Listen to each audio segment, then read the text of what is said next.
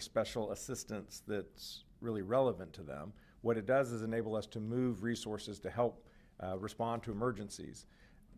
There is legislation in Congress sponsored by Congressman Murphy, which both Commissioner of Insurance Mike Causey and I have supported and have written to Congress in that support, which would enable the flood program, the National Flood Insurance Program, to actually buy out homes before they tumble into the ocean.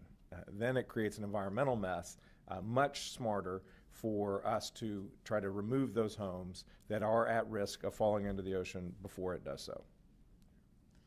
And then yesterday you heard from workers who worked last week 99 hours, 101 hours. Do you have any estimates on the total cost of last week's storm to the state? Any kind of predictions for what this one could cost?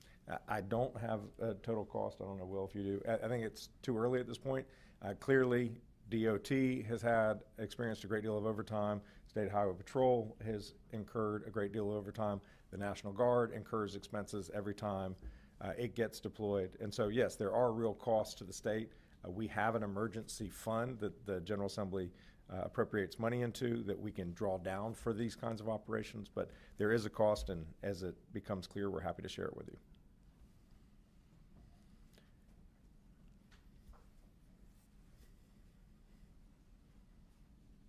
Hi, Governor. Christine Zhu with NC Newsline. What preparations are being made in regards to the power grid and any potential outages? We are in constant contact with our energy partners, whether that's Duke Energy, the electric co-ops, the electricities, and they're here. We know where their greatest worries are. Fortunately, with this storm, that is less of a concern than last week, because last week's was an ice storm. This is a snowstorm. Ice is much heavier than snow, so it's more likely to create limb breakages or trees toppling over. It's more likely to weight the lines and break those.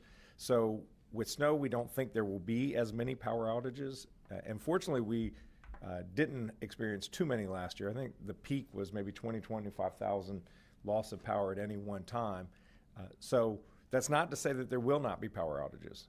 If the snowfall comes in at the high end and communities experience 15 inches of snow, that's a lot of weight, and that will knock over trees, and that will knock over power lines.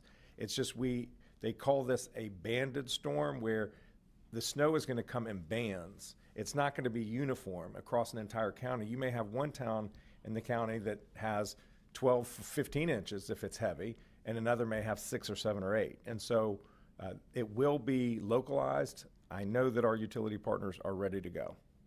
Thank you.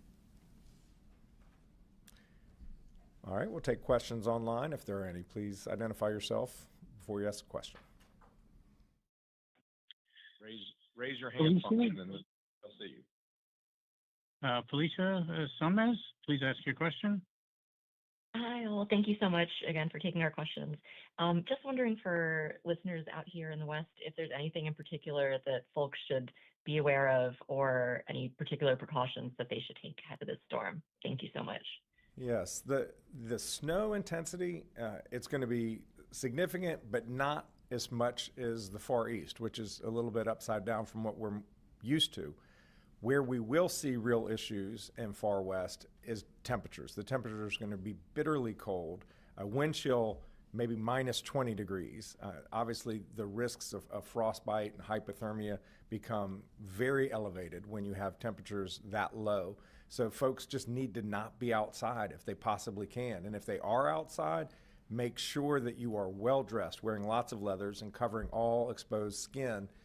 If you have to drive and there is snow, make sure that you have a safety package in the car with you, because if you run off the road in temperatures like that, it can be very dangerous. Question? There are no more questions online. Very good. Thank you all very much.